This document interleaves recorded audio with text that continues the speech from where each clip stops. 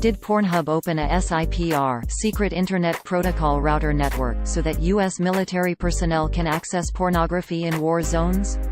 No, that's not true. The claim was made in a satirical article published by a humor website targeted at military personnel and veterans, but other purported news websites copied the post as real.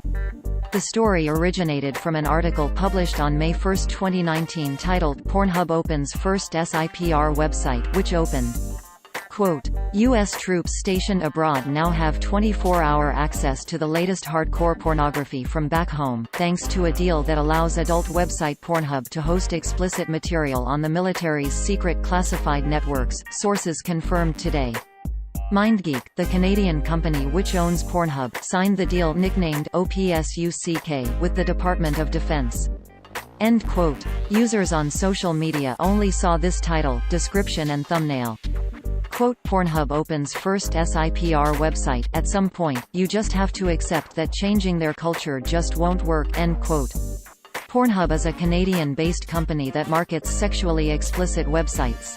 SIPR is the acronym for a System of Interconnected Computer Networks used by the U.S. Department of Defense and the U.S. Department of State to transmit classified information up to and including information classified secret by packet switching over the completely secure environment. The satirical story said the establishment of the SIPR website was intended to improve troop morale.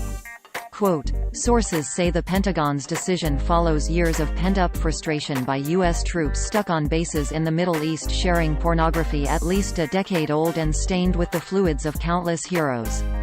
The unconventional decision just reflects the realities of modern warfare, according to General Scott Miller, who commands all U.S. forces in Afghanistan and has been working closely with Pornhub.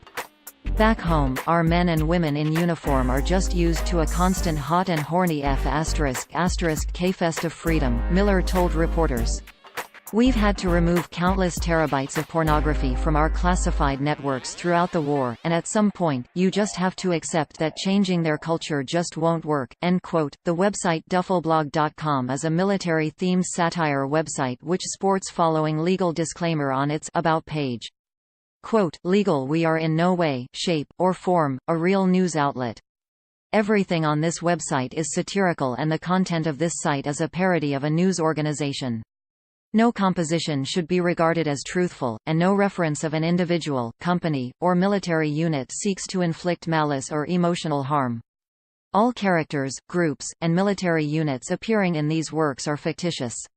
Any resemblance to real persons, living or dead, or actual military units and companies is purely coincidental. End quote. They are sometimes referred to as the military version of The Onion, but that same About page points out.